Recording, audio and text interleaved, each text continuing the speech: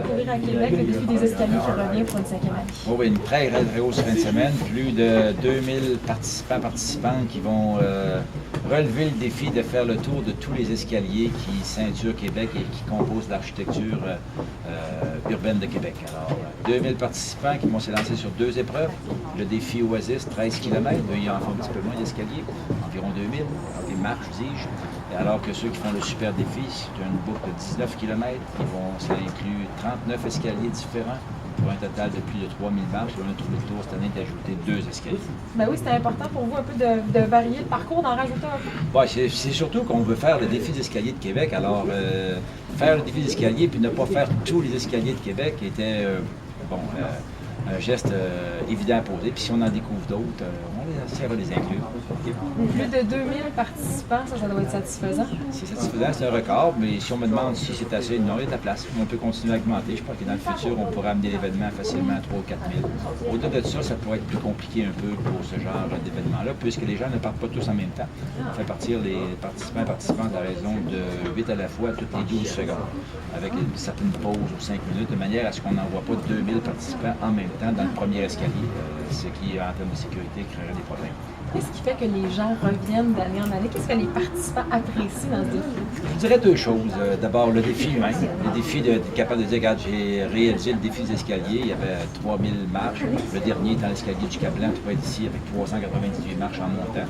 Mais c'est ça aussi, le fait que c'est une épreuve de course qui est complètement différente de tout celle qu'on va faire, des épreuves de 10 km, comme on a eu la fin de semaine dernière, la bataille des Plaines, ou le demi-marathon national de Lévis, le mois de mai, ou entre d'autres événements. Donc, c'est une épreuve qui est complètement différente, qui n'est pas nécessairement là pour faire le meilleur temps, on n'est pas nécessairement là pour faire un chrono, on est là pour compléter l'épreuve, on est là aussi pour découvrir Québec. C'est aussi une façon extraordinaire de visiter Québec, de découvrir des coins tout à fait remarquables.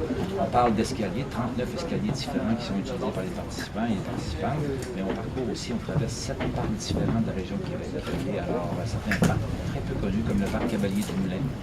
Quand je mentionne le Ciné-Charles, les gens me demandent souvent si je parle de Trois-Rivières ou de Montréal. D'ailleurs, non, c'est à Québec, c'est derrière le château Frontenac aussi. Il y a un tout petit parc qui est tout à fait extraordinaire, très beau, un coin très calme. Et on fait découvrir des escaliers comme l'escalier du passage du Chien. Seulement, encore une fois, c'est où ce petit escalier-là? C'est un tout petit passage, identifié par une affiche officielle de la Ville de Québec, comme les affiches de toutes les rues du Vieux-Québec. C'est là le passage du Chien. Donc, on est allé chercher une foule de caractéristiques qui font découvrir Québec sur les hauteurs, comme ici, lorsque les coureurs et les coureuses vont arriver ici, ils vont avoir environ une douzaine de kilomètres de fond. Okay? Et ils auront fait la terrasse, ils auront fait la promenade des gouverneurs avec les vues sur le Saint-Laurent. Ils auront fait aussi en finale les murs de la citadelle, ils auront une vue sur les voitures de port, sur l'île d'Orléans. Alors, toujours des coins qui nous permettent de découvrir Québec tout en faisant l'activité physique pour lesquelles ces gens-là s'adonnent depuis des années, certains depuis peu, mais des amateurs. Il y a des nouveaux titres qui vont être attribués, un peu à l'image du Tour de France, meilleur sprinter, meilleur grimpeur. Oui, alors on s'est inspiré de ça. Là, on va avoir 3 compétitions en une. Ça, c'est pour ceux qui font le super défi, donc 19 km. Okay? Et le principe est simple, c'est qu'il y aura donc le calcul du temps pour le dernier escalier du super défi, qui est l'escalier du Cap-Blanc. Après avoir fait tous les autres, le dernier en montant 398 marches. Donc, on va donc chronométrer tous les participants qui passent là pour déterminer le meilleur grimpeur. Et dès l'instant qu'ils franchissent la zone de chronométrage en haut de l'escalier du Cap-Blanc, commence la zone de sprint. Donc, on espère et on pense que ceux qui vont faire la meilleure performance en grimpant ne seront pas ceux qui vont faire la meilleure performance de sprint. On a toujours pensé ça, mais la première année qu'on a fait ça, on s'est trompé. C'est la même personne qui avait fait les deux. Okay? Alors, il y a des gens qui sont drôlement, mais drôlement forts. Après ça, au mois de juillet,